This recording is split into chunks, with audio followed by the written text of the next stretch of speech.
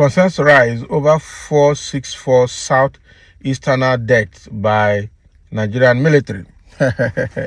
Another Nigerian military brought out a report showing the number of people that have died in the country in the year 2023, and in that number they put 464 people in the southeast have died, and that number now is giving concern because not everybody that the military killed actually belongs to are terrorists or are criminals like armed robbers or are IPOB members, and even the IPOB members are not criminals. So the categorization is a big concern in the numbers they have given because it wasn't properly categorized and wasn't properly segmented, and the fact remains that a lot of innocent people also make up this number, even though nobody is challenging the military. But let's get into the details. According to Sahara reporters, in a recent statement released by the International Society for Civil Liberties and Rule of Law, Intersociety, the Nigerian military assertion of killing 464 Southeasterners in 2023 has drawn severe scrutiny. Intersociety has raised suspicions regarding the legitimacy of these claims, highlighting potential indiscriminate killings and the permanent disappearance of numerous unarmed Southeasterners at the hands of the military. Exactly. They pick people and they don't see them again. Some of them, we don't know where they have kept some of them. That is bad. That is it. They arrest some people, they don't come back again for life. The organization expressed disappointment and concern over the figures provided by the Defense Headquarters, Abuja, claiming the deaths of 6,886 individuals, including 464 in the southeast, as well as the arrest of 6,970 suspects across the country in 2023. Now, 6,886 people died, 6,970 arrested. So the ones that have been arrested, where are they? That's the question. Who is handling their case? Where are they located? Intersociety denounced the military's generalized labeling of those killed as terrorists, emphasizing the lack of differentiation between individuals involved in terrorism and those engaged in other forms of criminal activities. Now, they further criticized the absence of crucial information regarding the circumstances of the arrest, the status and the treatment of detainees, and the whereabouts of those who were neutralized. Exactly.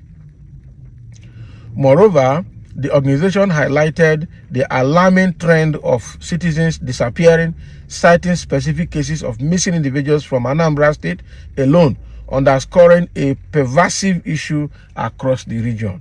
That is it. So Intersociety strongly condemned the military's use of the term neutralized, emphasizing the need for transparency, accountability, and adherence to law protocols in security operations. They stressed the importance of disguising or distinguishing between law enforcement responsibilities and military operations, urging a more factual and detailed breakdown of the military's activities. They will not. They will not. They just went to Southeast to do ethnic cleansing. I tell you the truth. Now they were putting military in the Southeast to fight IPOB. Women were terrorists, were claiming local governments in Borno State, claiming local governments in Plateau State, claiming local governments in Niger State. Now they were there trying to fight and kill people in the Southeast. Meanwhile, terrorists came to bomb the Guard of Brigade in FCT Abuja. Guard of Brigade is the barrack that is responsible for security in the Aso Rock. They bombed that place.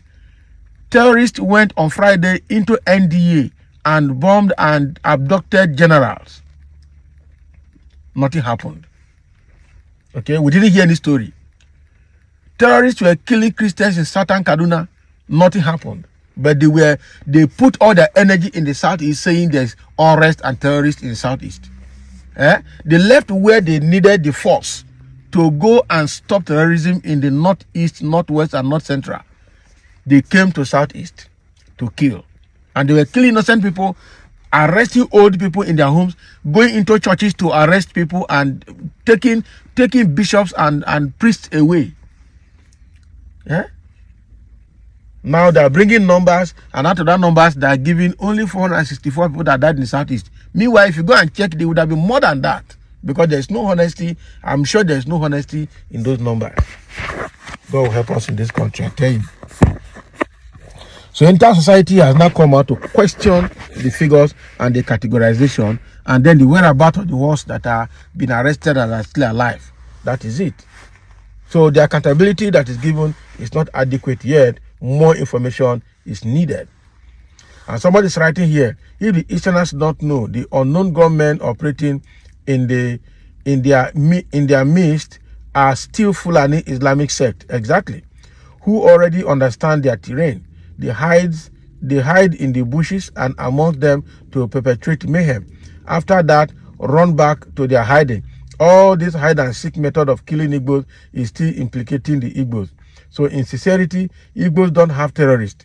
They are protesting for Biafra, and they don't make them terrorists. So they are not armed nor violent.